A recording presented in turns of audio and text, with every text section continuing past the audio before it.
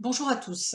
Voilà, ce diaporama va vous présenter la loi du 11 février 2005 sur le handicap, qui s'appelle en réalité la loi pour l'égalité des droits et des chances, la participation et la citoyenneté des personnes handicapées.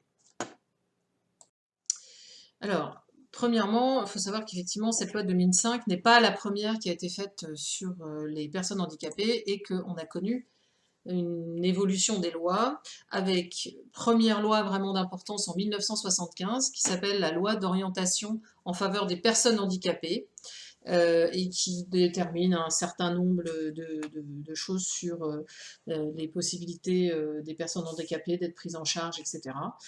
Cette première loi a quand même un très très gros problème, c'est qu'elle ne définit pas ce qu'est le handicap.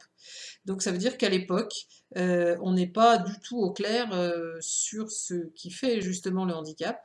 Et Simone Veil a eu d'ailleurs cette déclaration de fin des sénateurs en disant, ben, effectivement, le texte ne donne pas de définition de la personne handicapée, et finalement sera déclarée et considérée comme handicapée toute personne qui sera reconnue comme telle par les commissions départementales prévues dans les articles de la loi. Autrement dit, ça veut dire qu'on a une loi qui doit déterminer quels vont être les droits des personnes qui vont être handicapées, et en même temps, cette loi ne dit pas ce que sont les personnes handicapées. Donc c'est vrai que c'est un petit peu particulier, et à l'époque, on a une vision encore assez médicalisée ou psychologisée des personnes qui ont un handicap.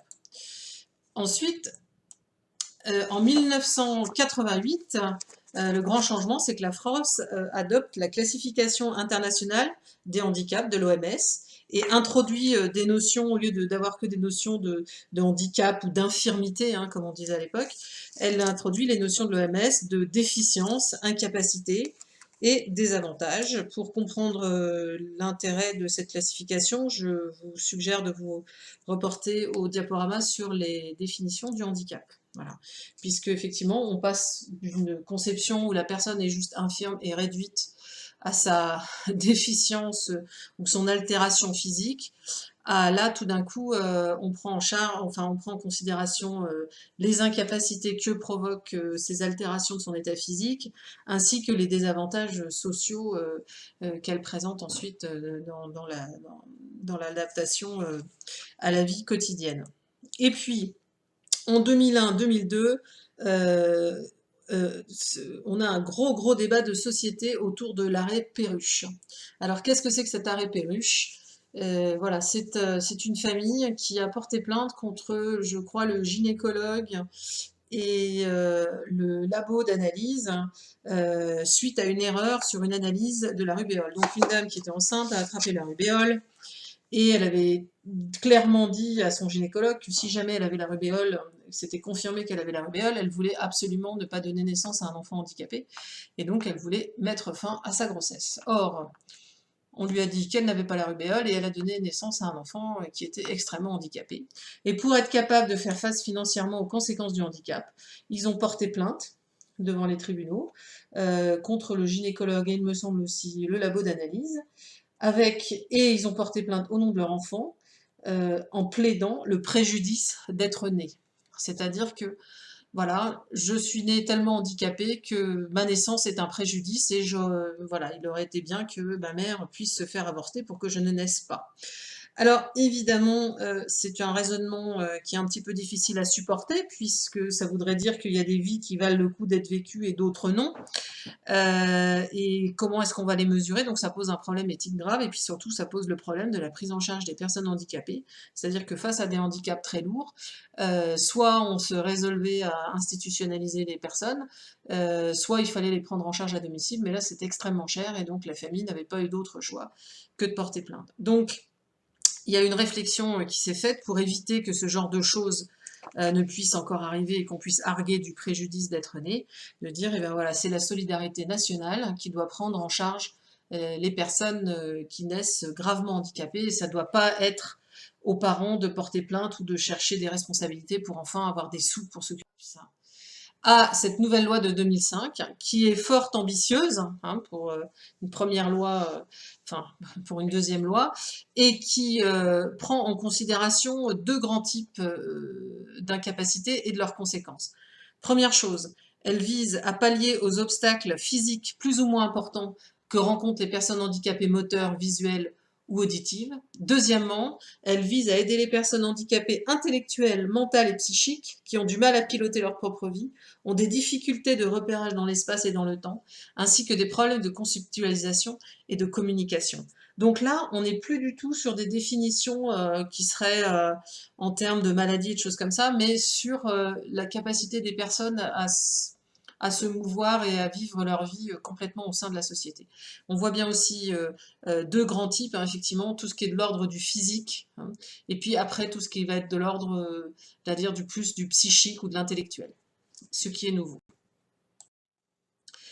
Donc, on voit enfin une définition du handicap dans la loi de 2005, ce qui est quand même la moindre des choses, considérant qu'on va prendre cette loi-là pour déterminer qui aura des droits. Il s'agit quand même de pouvoir déterminer facilement qui aura des droits. Donc, cette loi du 11 février 2005 définit le handicap comme toute limitation d'activité ou restriction de participation à la vie en société qui est subie dans son environnement par une personne en raison d'une altération substantielle durable ou définitive d'une ou plusieurs fonctions physiques, sensorielles, mentales, cognitives ou psychiques, d'un polyhandicap ou d'un trouble de santé invalidant. Donc altération substantielle, c'est-à-dire un changement, une dégradation importante. D'ailleurs, elle peut être durable, pas forcément définitive, mais il suffit que ça dure suffisamment longtemps. Et puis, même un trouble de santé peut être considéré comme invalidant, c'est-à-dire quelqu'un qui développerait une maladie comme un diabète, qui développe une maladie, je ne sais pas moi, Alzheimer, alors qu'on est relativement jeune, peut être considéré comme handicapé. Donc on est loin d'une définition qui renverrait les personnes handicapées à simplement des infirmes. Alors quels sont les événements très importants de cette nouvelle loi? Première chose, on va avoir le droit à la compensation, c'est-à-dire à la compensation des effets du handicap. Hein. Je décrirai ensuite chaque élément de cette nouvelle loi pour que vous compreniez bien de quoi il s'agit. Ensuite, on aura des éléments de scolarité, sur la scolarité, sur l'emploi, sur l'accessibilité, c'est quelque chose dont on parle beaucoup en ce moment, et également la création des maisons des personnes handicapées. Alors, le droit à la compensation, qu'est-ce que c'est? Le droit à la compensation indique que la personne handicapée a le droit à la compensation des conséquences de son handicap. Hein, c'est-à-dire, si les conséquences de son handicap, c'est qu'elle ne peut pas se nourrir seule, eh bien, elle va avoir le droit d'avoir quelqu'un qui la nourrit ou d'avoir des aides pour faire cela. Et tout cela, quelle que soit l'origine et la nature de sa déficience. C'est-à-dire que ce soit quelque chose qui est dû au travail, ce soit quelque chose avec lequel on est né, ou bien parce qu'on a eu un accident, et quelle que soit la déficience, eh bien on aura ce droit à compensation. Il n'est pas limité en fonction des natures de handicap. Hein. Et quel que soit son âge, et aussi quel que soit son mode de vie. Donc la personne handicapée garde le choix de son mode de vie et a le droit à compensation. Ensuite, ce droit à compensation a pour objectif de permettre à la personne handicapée de faire face aux conséquences de son handicap dans sa vie quotidienne, en prenant en compte ses besoins, ses attentes et son projet de vie. Donc ici, on indique que, effectivement, des personnes handicapées, elles ont des besoins particuliers, et c'est ces besoins à elles qui comptent dans l'évaluation de son droit à la compensation. Les personnes porteuses de handicap ont également des attentes, et donc il ne s'agit pas de laisser les autres penser pour eux en se pensant qu'ils savent mieux que des pauvres handicapés. Et ce droit à la compensation doit viser à assurer la réalisation d'un projet de vie. Voilà. Ensuite, ce droit à compensation concerne toutes les aides à la personne et aux institutions pour vivre en milieu ordinaire ou adapté. Donc ce droit à la compensation, il est ouvert que les gens soient institutionnalisés ou qui vivent chez eux ou dans une... Donc la prestation compensatoire du handicap, PCH, est accordée que la personne handicapée soit à domicile ou en établissement. C'est extrêmement important, ça veut dire que on adapte, on ne considère pas que l'institution va forcément automatiquement venir répondre aux besoins de la personne ou à son projet de vie. Donc elle a le droit, au-delà même de ce qui peut être proposé à l'institution, de demander des prestations compensatoires. Elle permet le financement des aides individuelles déterminées en fonction du besoin du projet de vie de la personne handicapée. Donc là encore, on insiste sur le projet de vie de la personne handicapée. Il s'agit d'aides individuelles et non pas d'aides qui seront, j'allais dire, réparties pour que l'institution puisse fournir un service, hein. C'est vraiment en termes d'aide individuelle. Et ensuite, ce qui est très important, c'est qu'elle est attribuée sans condition de ressources et versée par le conseil départemental. Sans condition de ressources, ça veut dire quoi? Ça veut dire que même des gens qui auraient une bonne situation ou qui aurait de la famille, qui a de l'argent. En fait, c'est pas ça qu'on considère. On considère que la solidarité nationale doit venir en aide aux personnes handicapées, quelles que soient leurs conditions, pour assurer effectivement qu'ils puissent vivre une vie décente et en accord avec leur projet. Donc, cette prestation vise effectivement à répondre aux besoins spécifiques des personnes handicapées. Alors, notamment, pour pouvoir promouvoir un accueil dès la petite enfance et promouvoir une scolarité, pour que les personnes handicapées puissent recevoir un enseignement et une éducation adaptée, qu'on puisse promouvoir l'insertion professionnelle, qu'on puisse aménager le domicile ou le travail. Donc c'est vrai que par exemple la prestation compensatoire du handicap, elle peut servir à payer une AVS. Un accueil en établissement spécialisé ou accompagnement par des services, des accès à des groupes d'entraide mutuelle, moyens et prestations accompagnement accompagnant la mise en œuvre de la protection juridique. Comment on fait pour obtenir une prestation compensatoire de handicap? Hop. Alors, la personne handicapée, premièrement, doit résider de façon stable et régulière en France, hein, donc il n'y a pas d'obligation de nationalité, mais il y a une obligation de résidence. Il faut avoir moins de 60 ans, puisque une fois qu'on a 60 ans, on est plutôt considéré comme une personne âgée. Donc une personne Alzheimer qui a 65 ans n'a plus le droit à des prestations compensatoires de handicap. En revanche, si vous déclenchez un Alzheimer à 50 ans, oui, ça sera possible. Il faut avoir une difficulté absolue pour la réalisation d'une activité essentielle de la vie quotidienne ou une difficulté grave à la réalisation de 2 activités essentielles. Bon, ça, c'est des choses à mesurer lorsque les personnes font leur dossier pour demander la prestation de handicap. Voilà. La prestation compensatoire du handicap comprend 5 types d'aides différentes. Premièrement, les aides humaines, des aides techniques, comme du matériel, des aides pour des besoins spécifiques ou exceptionnels. Je suppose que ça doit être possible face à une situation, je ne sais pas, un voyage, un déménagement, etc., d'avoir des aides particulières. Les aménagements du logement et du véhicule, bien sûr, hein, qui peuvent s'avérer extrêmement chers. Les aides animalières. Voilà. Comment est-ce qu'on obtient ce droit à la compensation? Alors, premièrement, il faut absolument que la personne handicapée élabore un projet de vie dans lequel elle va faire part de ses souhaits et de ses besoins. Évidemment, si la personne n'est pas en capacité de le faire toute seule, elle le fait avec l'aide de son tuteur légal, par exemple, ou avec l'aide de la maison des personnes handicapées, hein. Les personnes qui passent par la MDPH peuvent demander à être reçues ou accompagnées pour définir leurs souhaits et leurs besoins. Ensuite, cette personne handicapée et son entourage ont un entretien avec l'équipe pluridisciplinaire de la MDPH et cet entretien mène à une proposition d'un plan personnalisé de compensation, PPC. Hein, vous savez qu'en France, on adore les acronymes. Voilà.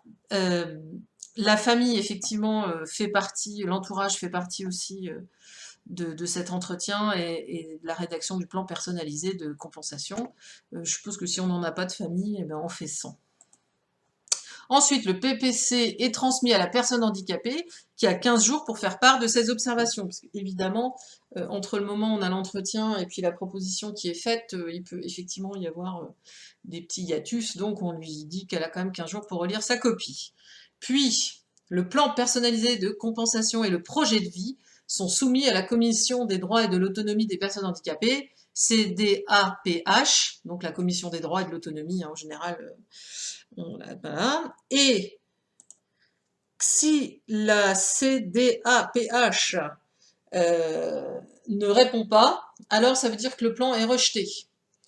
Si elle répond, on reçoit un petit courrier qui dit, bah voilà, effectivement, votre plan est acceptable, est accepté, et vous allez toucher ce droit à la compensation. Évidemment, ce qui est problématique ici, après ça va dépendre des types de handicap, mais si vous n'avez pas de réponse au bout de 4 mois, il faut quand même être un peu un peu vigilant sur les délais, puisque après on peut faire, voilà, on peut protester contre la décision, mais encore faut-il se rendre compte que la décision était négative. Ensuite, la prestation est versée mensuellement. Alors, il existe d'autres aides et prestations pour les personnes porteuses de handicap.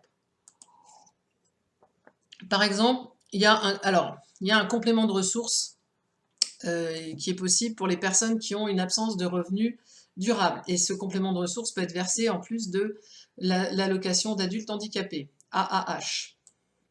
Ensuite, on peut avoir une majoration pour vie autonome, hein, qui remplace avant le complément de l'AAH, qui est versé par la CAF, et qui concerne uniquement les personnes handicapées qui pourraient travailler, mais qui ne travaillent pas. Ensuite, on a les personnes handicapées qui travaillent, peuvent aussi cumuler durablement des allocations aux adultes handicapés avec un revenu d'activité jusqu'à 115% du SMIC. C'est-à-dire que l'AH, on ne peut pas la toucher, effectivement, si on travaille et qu'on gagne plus de 115% du SMIC. L'allocation d'éducation de l'enfant handicapé, ça c'est pour les parents d'un enfant handicapé qui n'est pas placé dans un internat ou dans une structure. Cette allocation, elle est touchée par les parents.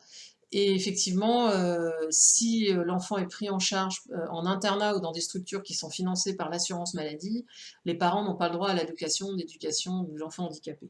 Mais bon, voilà, cette allocation d'éducation de l'enfant handicapé, par exemple, ça existe pour des enfants qui ont des gros troubles de l'apprentissage, qui ont besoin d'ordinateurs, etc. On peut avoir ce genre de choses. Pour des enfants qui ont des handicaps moteurs qui mènent, par exemple, au fait qu'ils soient incontinents, l'allocation d'éducation, elle peut servir à financer les couches, etc. etc. Alors, encore d'autres aides, si on peut appeler ça une aide, la carte d'invalidité. Donc, si on a un taux d'invalidité de au moins 80%, on a le droit à une carte d'invalidité. On a le droit aussi à une carte de priorité pour personnes handicapées. Donc, pour les gens qui ont une incapacité inférieure à 80%, mais pour lesquels la station debout est pénible. Il y a des majorations pour parents isolés, c'est-à-dire que quand les enfants ont besoin d'une tierce personne ou lorsque le parent est isolé, le parent isolé doit cesser ou réduire son activité professionnelle pour s'occuper de son enfant handicapé, eh bien les parents ils ont le droit à une majorité et sans condition, une majoration et sans condition de ressources. Nous avons ensuite la majoration de pension pour les travailleurs handicapés bénéficiaires de l'abaissement de l'âge de la retraite. Ça permet aux personnes handicapées d'avoir une pension complète en partant à l'âge de 55 ans et après seulement 120 trimestres travaillés. Donc ça, c'est fait pour compenser effectivement le manque à gagner de la retraite parce qu'on aurait été handicapé au cours de sa carrière. Et puis ensuite, on a l'assurance vieillesse du parent au foyer qui assume la charge d'une personne handicapée, donc quelqu'un qui ne pourrait pas travailler et qui s'est occupé au foyer effectivement de son enfant handicapé, ce qui en général concerne principalement les femmes, ont le droit effectivement à l'assurance vieillesse. Alors, je passe maintenant à la scolarité. La loi de 2005 présente une évolution fondamentale par rapport aux lois précédentes, parce qu'on indique que le principe de base, c'est que l'enfant doit être scolarisé en milieu ordinaire, avec des aménagements d'horaire et un projet individualisé. C'est donc le principe de base, les enfants porteurs de handicap doivent être scolarisés en milieu ordinaire, c'est-à-dire dans des écoles normales, entre guillemets. L'exception sera la scolarisation en établissements médico-éducatifs. L'objectif de cette loi, c'est une acquisition d'un socle commun de connaissances. Et on considère que s'il y a des difficultés à l'acquisition de ce socle commun, alors il faudra mettre en place du soutien, un programme personnalisé de réussite éducative dans lequel on indiquera quelles sont les choses qu'on va mettre en place pour pallier, comment est-ce qu'on va faire des évaluations pour que cet enfant puisse être évalué correctement comme les autres, etc. Mais absolument important, le principe de base, c'est scolarisation en milieu normal, enfin ordinaire comme on dit.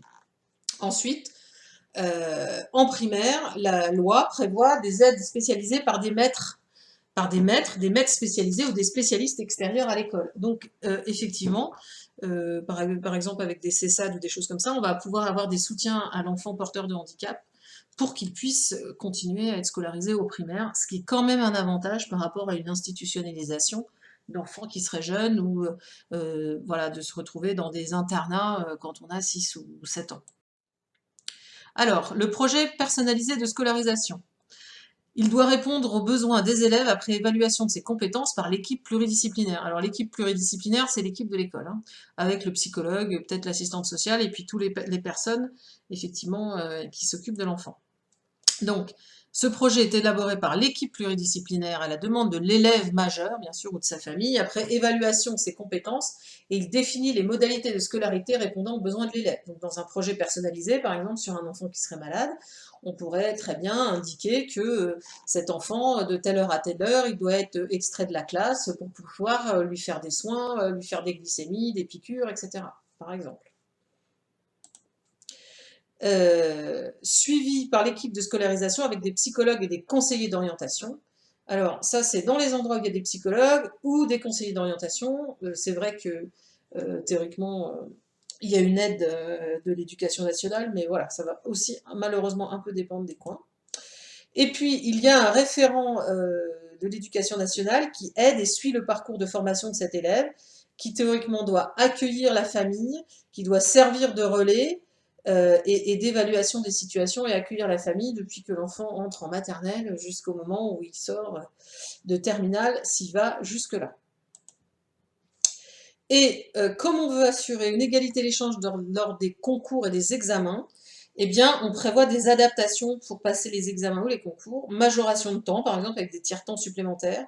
On peut faire des conditions matérielles spécifiques, par exemple, comme l'autorisation d'avoir un ordinateur avec la reconnaissance vocale, des aides techniques comme par exemple des lecteurs-scripteurs, donc quelqu'un qui lit le texte à l'élève et qui écrit ce que l'élève lui dit si l'élève n'est pas en capacité d'écrire lui-même.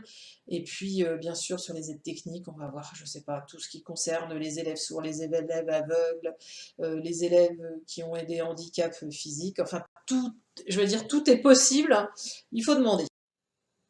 Alors, chaque élève, chaque enfant a un établissement scolaire de référence. Et la loi de 2005 instaure que le principe est le suivant. Tout enfant, tout adolescent présentant un handicap est inscrit dans l'école ou dans l'un des établissements le plus proche de son domicile qui va constituer son établissement de référence. Donc là, on est comme dans quelque chose qui permet aux familles de ne pas de tenter en tout cas de garder leurs enfants au plus près de chez eux. C'est le pendant du principe de scolarisation en milieu ordinaire, c'est-à-dire qu'effectivement, on pose le principe de la scolarisation et donc on détermine les obligations de chaque école, parce que bien sûr, on imagine bien que s'il n'y avait pas ce principe d'établissement scolaire de référence, sans doute que certains établissements aimeraient bien se refiler la patate chaude en disant « Ah ben non, celui-là, j'en veux pas ». Peut-être que j'exagère, mais bon. Pour les jeunes de 6 à 16 ans inscrits dans un établissement éloigné du domicile, les surcoûts liés au transport sont à la charge de la collectivité territoriale. Autrement dit, un enfant qui serait inscrit par exemple dans un établissement particulier pour les sourds ou pour les aveugles, qui serait loin de son domicile ou bien même dans un autre département, eh bien c'est la collectivité territoriale, c'est-à-dire le conseil départemental, qui doit payer le transport jusqu'à cette école.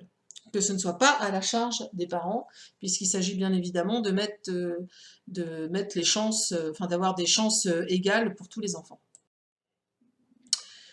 Alors, l'action de la MDPH. Donc, il y a une équipe pluridisciplinaire à la MDPH. Elle évalue les besoins et les compétences de l'élève. Alors, comment elle fait ça? En général, quand on se présente les parents se présentent à la MDPH, ils ont déjà fait des tas de bilans chez des spécialistes divers et variés, donc on arrive avec des bilans écrits, et c'est à partir de ces bilans écrits en général, plus des remarques des professeurs, des tests, les tests de niveau qu'on fait en primaire, je crois que c'est en CE1, et puis le test qu'on fait en 6e. Donc on évalue les besoins et les compétences de l'élève.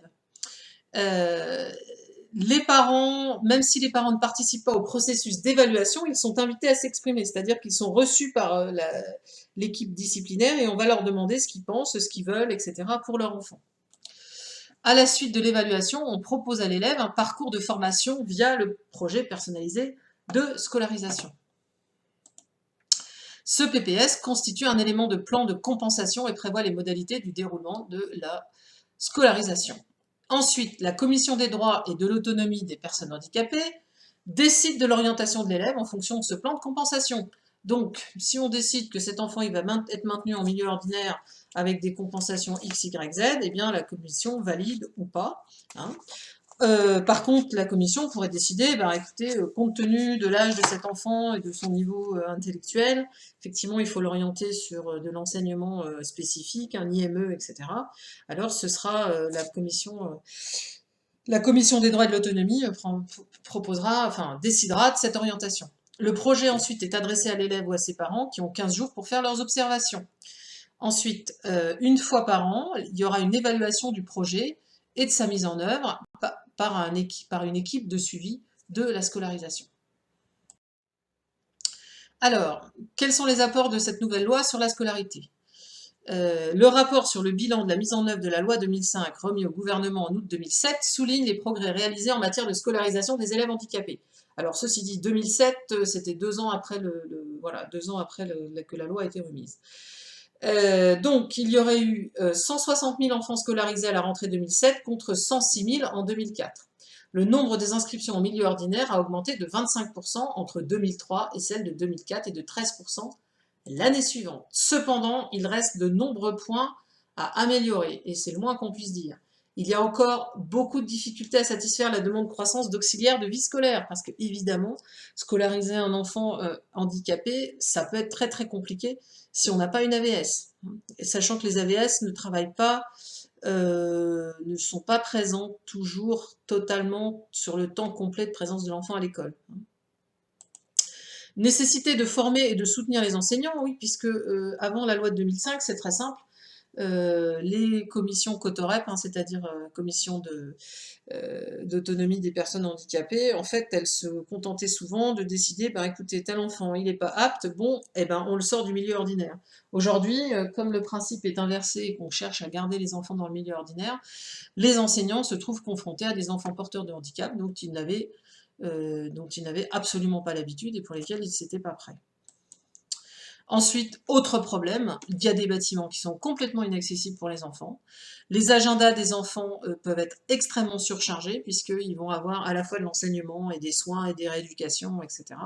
Et c'est pas toujours facile. Et puis, on sait également que, par exemple, les enfants autistes, etc., sont bien souvent envoyés à l'étranger parce qu'en France, on a du mal à les intégrer dans l'enseignement normal et dans les classes normales. Alors, en ce qui concerne l'emploi des personnes handicapées, premièrement, la loi met en œuvre des principes pour favoriser l'emploi des personnes handicapées. Le principe de base, c'est la non-discrimination, c'est-à-dire que l'employeur doit prendre des mesures appropriées pour permettre aux travailleurs handicapés d'accéder à un emploi, de le conserver et d'y progresser. Ensuite, les pouvoirs publics instaurent des aides et des incitations à l'emploi des personnes handicapées. Alors dans les aides, il peut y avoir des aides financières, moins de charges sociales à payer, des primes même à l'embauche des personnes handicapées en CDI ou en CDD, etc.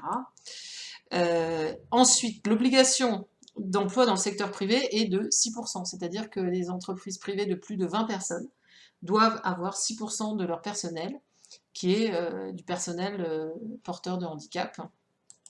Et c'est vrai effectivement aussi pour la fonction publique. Et dans la fonction publique, on a instauré un fonds d'insertion professionnelle des travailleurs handicapés.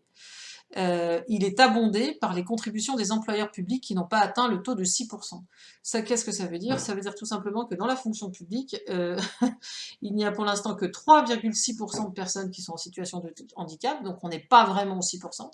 Et les collectivités territoriales, la fonction publique hospitalière, etc., ou la fonction publique d'État, les ministères où on n'atteint pas ces taux de 6%, ils sont obligés de payer, si vous voulez, une amende pour compenser le fait qu'ils n'emploient pas assez de personnes handicapées. Et cet argent doit servir à la formation des personnes handicapées. Donc pour l'instant, il y a beaucoup d'insuffisances qui demeurent. Premièrement, dans les ESAT, il y a beaucoup de listes d'attente, donc les personnes qui pourraient travailler dans ces établissements-là doivent attendre et n'ont pas de travail en attendant. Deuxièmement, sur les entreprises adaptées, eh bien, en ce moment, le contexte économique n'est pas vraiment très favorable et expose Donc le contexte économique expose ces entreprises à des difficultés qui se traduisent par un certain nombre de plans sociaux, ce qui est quand même assez délicat. Dans le milieu ordinaire du travail, la reconnaissance de la lourdeur du handicap, le nouveau mode de calcul des taux d'emploi réalisés, la complexité des dossiers à monter, les conditions de 6 mois de présence dans l'entreprise sont autant d'éléments démobilisateurs, c'est-à-dire que pour les entreprises, et notamment les petites entreprises, c'est relativement complexe de savoir comment faire pour embaucher des personnes handicapées ou savoir si on a bien le bon taux ou pas. Voilà. Alors, j'arrive maintenant à l'accessibilité. L'accessibilité, c'est devenu une obligation qui est tendue à toute la chaîne du déplacement. Alors, ça peut être particulier, mais en fait, on va considérer que la personne handicapée doit pouvoir accéder à tous les bâtiments privés ou publics et évoluer de manière continue, sans rupture. C'est-à-dire que pour la première fois, on se pose la question de savoir comment est-ce que les gens se déplacent pour aller d'un point A à un point B, et il serait tout à fait normal qu'ils puissent se déplacer correctement, sans problème. Avec la loi de 2005, chaque commune de plus de 5000 habitants doit avoir une commission communale d'accessibilité qui doit recenser les noms, les lieux non accessibles, dans l'objectif effectivement de les rendre accessibles. En matière de logement, la loi sur l'accessibilité, donc la loi de 2005, pose certains principes. Alors, le premier principe, c'est en matière de logement neuf, c'est que tous les endroits d'un logement neuf devront être accessibles. Par exemple, les caves devront être accessibles et éclairées. Les balcons et les terrasses devront être également accessibles, ce qui n'est pas toujours facile parce que, évidemment, pour que les balcons et les terrasses soient accessibles avec un fauteuil roulant, il ne faut pas qu'il y ait de marche. Or, pour des raisons d'étanchéité, etc., il faut effectivement qu'en général, il y ait une petite contre-marche. Mais bon, c'est des problèmes techniques, théoriquement, qui sont qui peuvent être résolus, mais avec un certain coût. Il faut que les salles de bain soient adaptables. Alors, salle de bain adaptable, ça veut dire quoi? Ça veut dire que sans faire des gros travaux, il faudrait que la salle de bain puisse être utilisée par quelqu'un qui est en fauteuil roulant. Par exemple, il faut pouvoir abattre la cloison entre les toilettes et la salle de bain, puisque une salle de bain trop petite ne sera pas adaptée pour une personne en fauteuil roulant, et puis un toilette normal avec une cloison n'est pas suffisant, donc il faut que les toilettes soient à côté de la salle de bain et qu'on puisse abattre la cloison sans difficulté, sans qu'il y ait des tuyaux ou de l'électricité qui passent dans cette cloison. Il faut que les maisons individuelles soient également accessibles relativement facilement lorsqu'elles sont neuves et hors usage personnel, c'est-à-dire lorsqu'elles n'ont pas été construites par les personnes qui vont les habiter. Donc là, on parle plutôt de lotissement. Il faut que toute circulation dans les bâtiments, les portes, les escaliers, tout soit adapté. L'ascenseur est obligatoire pour les bâtiments d'habitation collective de plus de 3 étages. Et normalement, s'il y a des bâtiments d'habitation collectif, il faudra prévoir même des logements déjà adaptés pour les personnes handicapées au rez-de-chaussée. Il faut que les bâtiments d'habitation collectif neufs soient accessibles.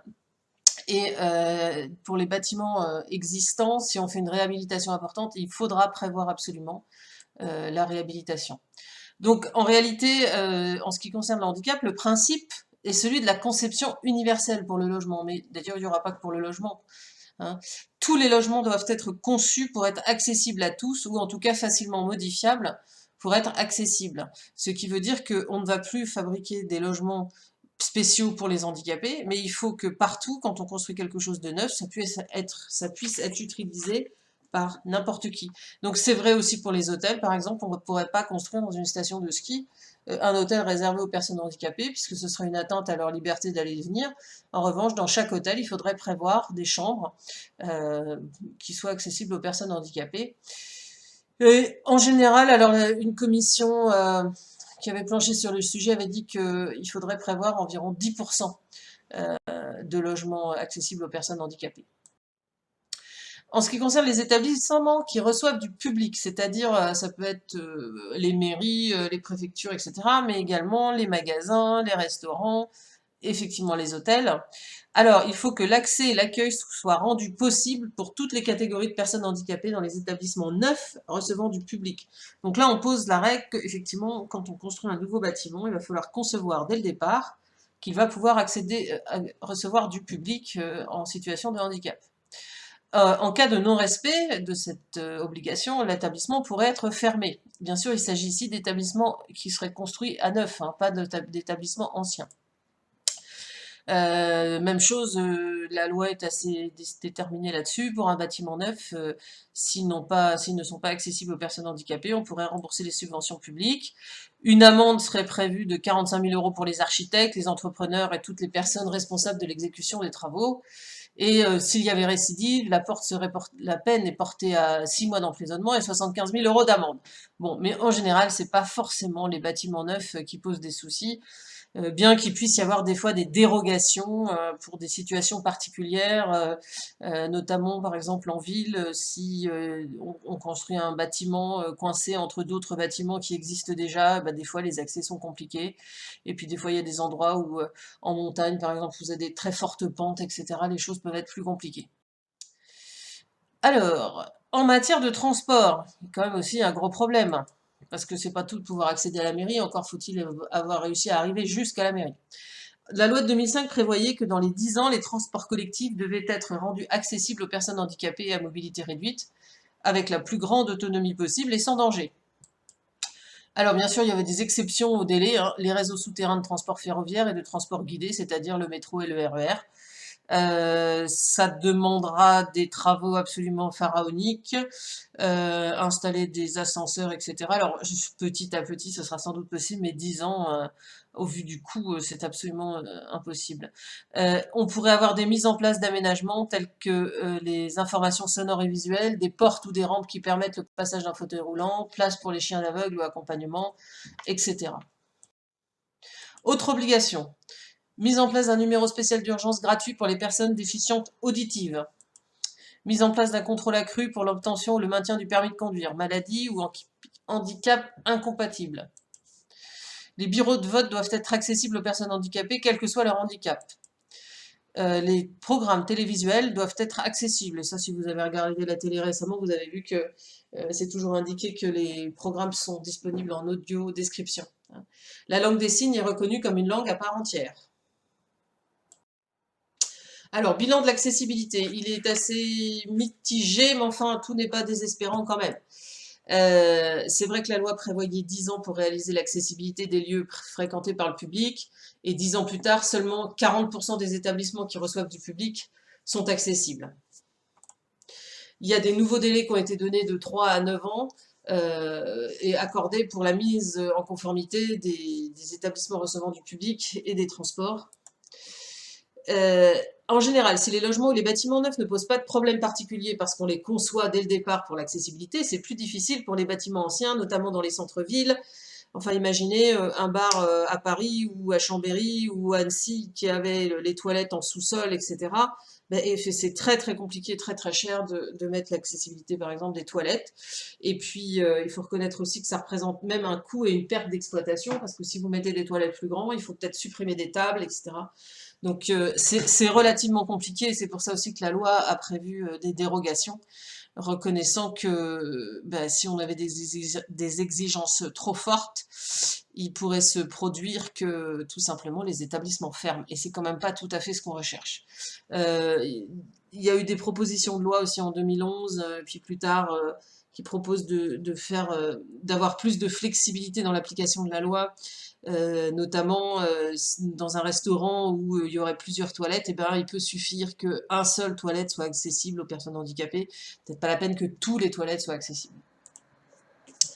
Alors, il faut savoir aussi que les règles d'accessibilité ont renchéri le coût des logements et a diminué la taille des pièces principales. Pourquoi? Bah parce que en moyenne, on compte qu'un logement qui est accessible demande 5 mètres carrés supplémentaires de surface, hein, pour pouvoir avoir les largeurs de couloirs, etc.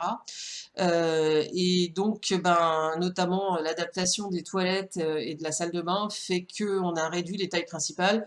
Il faut noter aussi que depuis 30 ans, en général, la taille des logements diminue fortement, et là, ben, ça contribue aussi à diminuer la taille des pièces à vivre. Et paradoxalement, les règles ont pu empiéter sur la qualité d'usage des logements ou leur adaptation à certains handicaps. Alors pourquoi empiéter sur la qualité d'usage des logements? Eh bien par exemple, quand vous avez des toilettes qui sont en accessibilité, ça veut dire que vous avez les toilettes dans la salle de bain.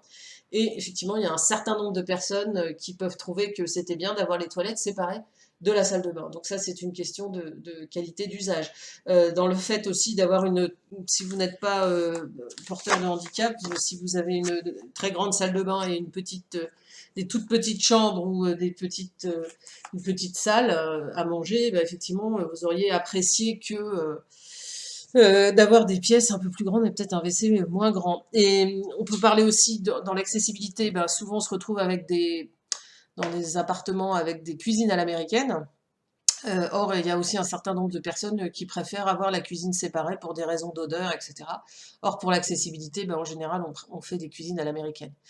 Alors, en ce qui concerne l'adaptation à certains handicaps, le paradoxe est le suivant, c'est-à-dire que effectivement, l'accessibilité des balcons, l'accessibilité des fenêtres est tout à fait recherchée pour les personnes à mobilité réduite, puisque c'est normal qu'ils puissent se déplacer partout. Mais à ce moment-là, si par exemple vous avez des gens qui ont un handicap psychique et qu'il serait bon qu'ils n'aient pas accès au balcon, hein, pour éviter de sauter par la fenêtre, eh ben, on va dire que ce logement accessible aux personnes à mobilité réduite, il n'est pas forcément le mieux adapté à une personne qui aurait un handicap psychique ou un handicap intellectuel. Voilà. Donc, les situations réelles après sur le terrain peuvent être relativement subtiles et faire des choses à l'emporte-pièce, même si effectivement une loi générale était nécessaire, c'est pas forcément pertinent. Effectivement, après, il faut adapter sur le terrain. Alors, je passe maintenant, dernière partie de ce diaporama, les MDPH, c'est-à-dire les maisons des personnes handicapées qui ont été créées par la loi de 2005. Alors, elles ont été créées afin de faciliter les démarches des personnes handicapées en offrant un accès unifié aux droits et aux prestations dans un lieu unique. Et il y a une MDPH par département, oui, puisque avant la création des MDPH, fallait que les gens courent d'un endroit à un autre pour savoir à quoi ils avaient le droit, faire leur dossier, etc. Or, quand vous êtes en situation de handicap, c'est peut-être pas forcément la meilleure solution. Voilà, même si c'est la meilleure solution pour personne, d'ailleurs, d'être obligé de courir d'un bureau à un autre. Alors, les missions des MDPH. Leur mission, c'est informer sur les différentes aides accessibles aux personnes porteuses de handicap. Une mission d'aide et d'écoute, une aide à la définition du projet de vie. Hein, puisque lorsque les gens demandent des allocations, enfin des prestations des prestations de compensation de handicap ou des aides particulières, les AVS pour les enfants, etc., mais il faut rédiger un projet de vie et la MDPH est présente pour aider à cette définition.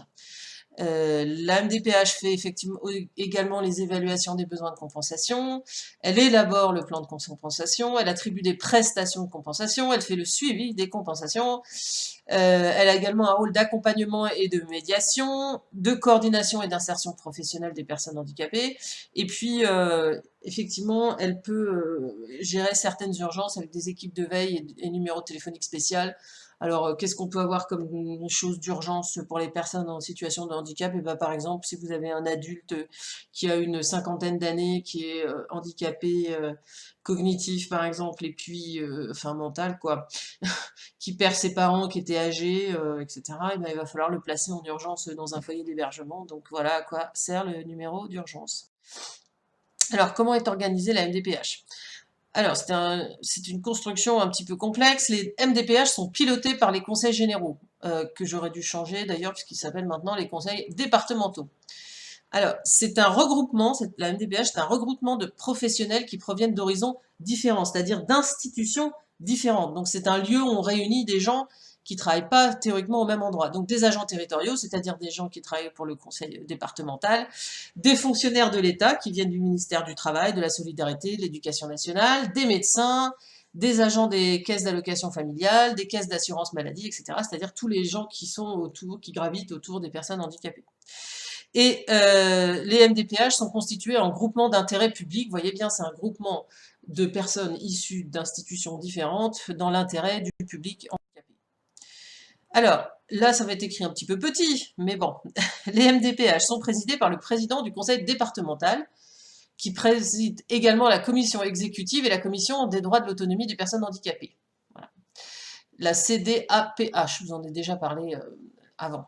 Alors, souvent, le vice-président du conseil départemental en charge du handicap assure la présidence de ces organismes par la délégation du président du conseil général, enfin du président du conseil départemental qui, lui, a des fois bien d'autres choses à faire. Voilà. Alors, la commission exécutive, qui s'appelle aussi la COMEX, rassemble l'ensemble des acteurs institutionnels qui constituent les MDPH, Conseil général, État, organismes de protection sociale, ainsi que les représentants d'associations représentatives des usagers en situation de handicap. Elle définit la politique générale de l'institution et en assure la gestion. Voilà. C'est un petit peu le gouvernement de la MDPH, la COMEX. Voilà. Et dans cette COMEX, effectivement, il est intéressant de noter qu'il y a des associations qui représentent les usagers, c'est-à-dire souvent des associations de parents d'enfants porteurs de handicap, etc. Voilà, qui eux assurent le fait que dans ces commissions-là, la voix des personnes handicapées, c'est-à-dire des usagers, de ceux qui sont concernés au premier chef, soit bien entendue. Ensuite, on a la commission des droits et de l'autonomie des personnes handicapées. C'est celle auquel a affaire la plupart des personnes handicapées qui font des demandes particulières. Donc, dedans, qu'est-ce qu'on trouve? On trouve des représentants du conseil départemental, des services et des établissements publics de l'État, c'est-à-dire l'ARS, hein, l'Agence régionale de santé, les académies, les organismes de protection sociale, la CAF, la CPAM, c'est-à-dire la sécurité sociale, des organisations syndicales, des associations de parents d'élèves, des représentants de personnes handicapées et de leurs familles, qui sont désignés par des associations, et un membre du conseil départemental consultatif des personnes handicapées. Alors, la CDAPH est indépendante dans ses choix et dans ses décisions, c'est-à-dire qu'elle n'obéit pas au président du conseil départemental pour telle et telle personne. Elle évalue effectivement les dossiers qui lui sont présentés de manière complètement indépendante. Et c'est vrai que la présence de personnes d'horizons divers assure relativement cette indépendance.